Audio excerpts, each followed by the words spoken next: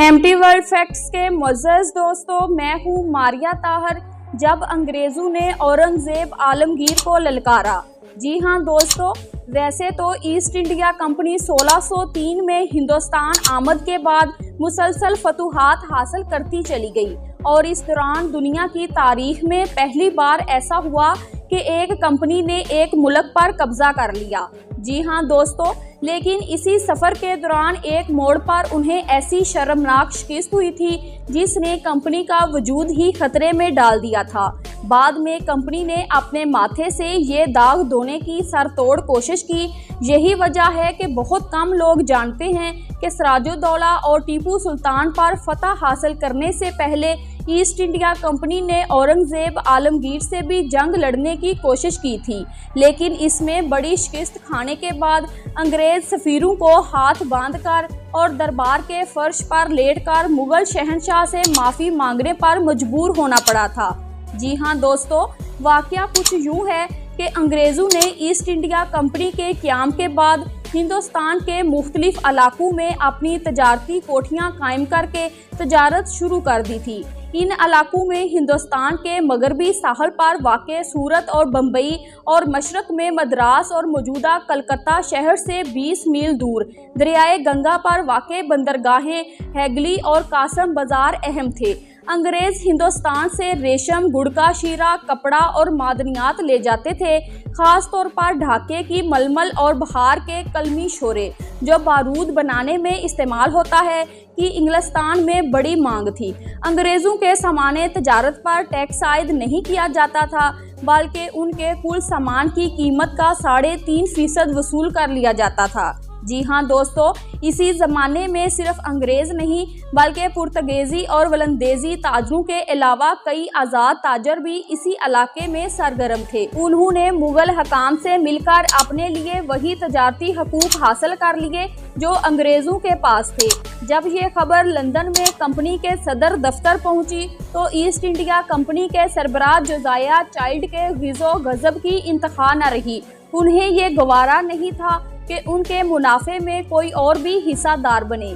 इस मौके पर जोसियाह चाइल्ड ने जो फैसला किया वो अजीब ही नहीं, गरीब ही नहीं, बल्कि पागलपन की हदों को छूता हुआ दिखाई देता है। जी हाँ दोस्तों, उन्होंने हिंदुस्तान में मुकीम कंपनी के हकाम से कहा कि वो बहीरा अरब और खलीजे बंगाल में मुग़ल बहरी जहाज़ों का रास्ता काट दें और जो जहाज़ उनके हथे चढ़े उसे लूट लें। यही नहीं बल्कि 1686 में चाइल्ड ने इंग्लिस्तान से सिपाहियों की 2 पलटनें भी हिंदुस्तान भिजवा दी और उन्हें हदायत दी कि हिंदुस्तान में मुकीम अंग्रेज़ फौजियों के साथ मिलकर चट्टागांग पर कब्जा कर लें। उनके नाम की मुनासबत से इस जंग को जंगे चाइल्ड भी कहा जाता है। जी हाँ दोस्तों, अब इसे चाइल्ड का बचगाना पन कहें या फिर उसकी दीदा दिलेरी कि वो मुबल्लग 308 सिपाहियों की मदद से दुनिया की सबसे ताकतवर और मालदार सल्तनत के खिलाफ जंग छेड़ने की हिम्मत कर रहा है। इस ज़माने में हिंदुस्तान पर औरंगज़ेब आलमगीर की हुकूमत थी और दुनिया की कुल जीडीपी का 1/4 हिस्सा यहीं पैदा होता था। जी हाँ दोस्तों, मुआशी तौर पर उसे तकरीबन वही मुकाम हासिल था जो आज अमेरिका को है। औरंगज़ेब आलमगीर के अहद में सल्तनत की सरहदें काबुल से ढाका तक और कश्मीर से पांडिचेरी तक 40 लाख मुरब्बा किलोमीटर के रकबे पर फैली हुई थी। यही नहीं, औरंगज़ेब की फ़ौजें दक्कन के सुल्तानों, अफ़गानों और मरहटों से लड़ लड़ के इस कदर तजर्बाकार हो चुकी थी कि वो इस वक्त दुनिया की किसी भी फ़ौज से टकरा सकती थी।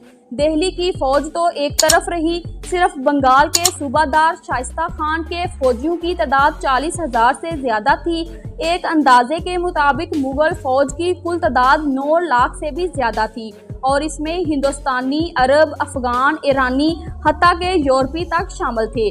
जी हाँ दोस्तों, जब लंदन से मुग़लों के खिलाफ तबले जंग बजा तो बम्बई में तैनात कंपनी के सिपाहियों ने मुग़लों के चंद जहाज़ लूट लिए। इसके जवाब में स्याफ़ां मुग़ल अमीर अल-बहर सैयदी याकूत ने एक ताकतवर बहरी बेड़े की मदद से बम्बई का मुहासरा कर लिया।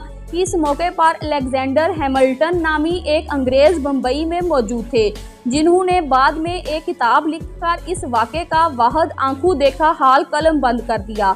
वो लिखते हैं कि सैयदी 20,000 सिपाही लेकर पहुंच गया और आते ही आधी रात को एक बड़ी तोप से गोले दागकर सलामी दी। अंग्रेजों ने भागकर किले में पनाह ली। अफरा तफरी के आलम में गोरी और काली औरतें आधे कपड़े नीम बरहना पहने हुए सिर्फ बच्चे उठाए हुए भागी चली जा रही थीं। जी हाँ दोस्तों, हैमिल्टन के मुताबिक सैयदी याकूत ने किले से बाहर कंपनी के इलाके लूटकर वहां मुगलिया झंडा गाड़ दिया और जो सिपाही मुकाबले के लिए गए उन्हें काट डाला और बाकियों को गले में जंजीरें पहनाकर बम्बई की गलियों से गुजारा गया। बम्बई का इलाका खासे अरसे से पुर्तगीजियों के कब्जे में था।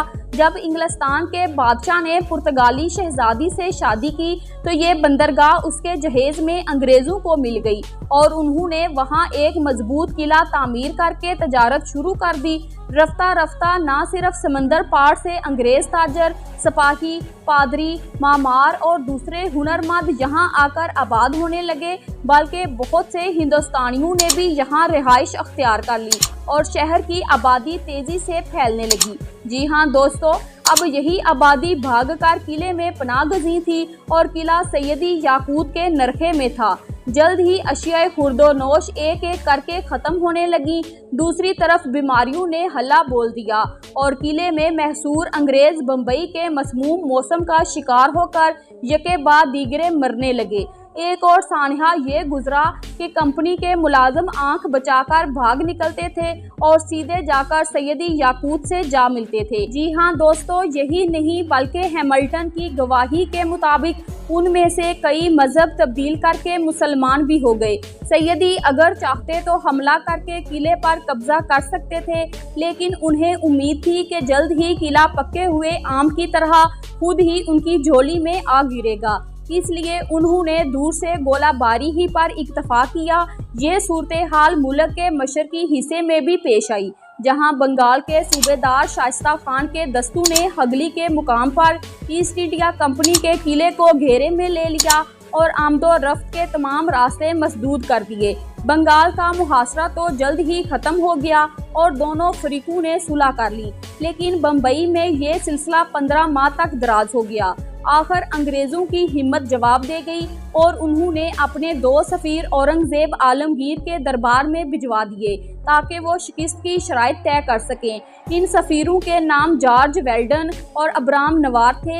ये कई माह की बेसूद कोशिशों के बाद बालाहर सितंबर 1690 को आखिरी ताकतवर मुगल बादशाह औरंगजेब आलमगीर के दरबार तक रसाई हासिल करने में कामयाब हो गए। जी हाँ दोस्तों, दोनों इस हाल में पेश हुए कि दोनों के हाथ मुजरमों की तरह से बंधे हैं, सर सीने पर झुके हैं और हुलिया ऐसा है कि किसी मुल्क के सफारती नुमाइंदों की बजाय बेकारी लग रहे हैं। दोनों सफीर मुगल शहंशाह के तख्त के करीब पहुंचे तो अमाल ने उन्हें फर्श पर लेटने का हुक्म दिया। सख्तगीर सफ़ेद रेश बादशाह ने उन्हें सख्त डांट पिलाई और फिर पूछा कि वो क्या चाहते हैं। जी हाँ दोस्तों, दोनों ने पहले तो गिड़गिड़ाकर ईस्ट इंडिया कंपनी के जराइम का एतराफ़ किया और माफ़ी की दरख्वास्त की। फिर कहा कि उनका जब्त शुदा तजारती लाइसेंस फिर से बहाल कर दिया जाए और सैयदी याकूत को बम्बई के किले का मुहासरा खत्म करने का हुक्म दिया जाए। उनकी अर्जी बाद गलो खुलासी हुई। हैमिल्टन ने लिखा है कि जंग से कबल बम्बई की कुल आबादी 700 से 800 के दरमियान थी, लेकिन जंग के बाद 60 से ज्यादा लोग नहीं बचे थे। बकिया तलवार और ताउन की नज़र हो गए। आने वाले बरसों में ईस्ट इंडिया कंपनी ने हर मुमकिन कोशिश की कि इस खजालत अमेज जंग के वाक़यात को इंग्लिस्तान के अवाम तक ना पहुंचने दिया जाए। चुनाचे कंपनी के पादरी जॉन ओवंगटन ने 6 साल बाद जब इस जंग का अहवाल लिखा तो उसने तमाम तर मलबा मुगलों की वादा खिलाफी पर डाल दिया। इस पर कंपनी ने उसे 25 पाउंड का इनाम भी दिया, जो उस जमाने में खासी बड़ी रकम थी। जी हाँ दोस्तों, ओवंगटन अपनी किताब में जगह जगह अंग्रेजों की बेजिगरी का अहवाल बयान करता है, जिन्होंने 10 गुना बड़े दुश्मन का डटकर मुकाबला किया। यही नहीं, वो दावा करता है कि इस जंग में अंग्रेजों को नहीं बल्कि सैयदी याकूत को शिकस्त हुई थी। मजीद ये कि उसने मुगल दरबार में अंग्रेज सफीरों के बर्ताव का जिक्र भी सिरे से गोल कर दिया है। हैमिल्टन ने किताब तो लिखी, लेकिन उसे शाये होते हुए 40 वर्ष बीत गए। इस दौरान पुलों के नीचे से इस कदर पानी बह चुका था कि उसे कुछ ज्यादा तवज्जो ना मिल सकी। जी हाँ दोस्तों, यहाँ एक दिलचस्प सवाल उठता है कि अगर औरंगजेब अंग्रेजों को माफ़ी ना देते और उन्हें हिंदुस्तान से निकाल बाहर करते तो आज बरसगीर की तारीख क्या होती। और फिर वो वक़्त भी आया जब 1857 में ईस्ट इंडिया कंपनी ने आखिरी मुगल बादशाह बहादुर शाह जफर को गिरफ्तार कर लिया। वीडियो पसंद आई है तो लाइक कर दें, और अगर चैनल पर पहली बार आए हैं तो जल्दी से चैनल को सब्सक्राइब करें, वीडियो को शेयर करें और कमेंट बॉक्स में कमेंट ज़रूर करें। Thanks for watching.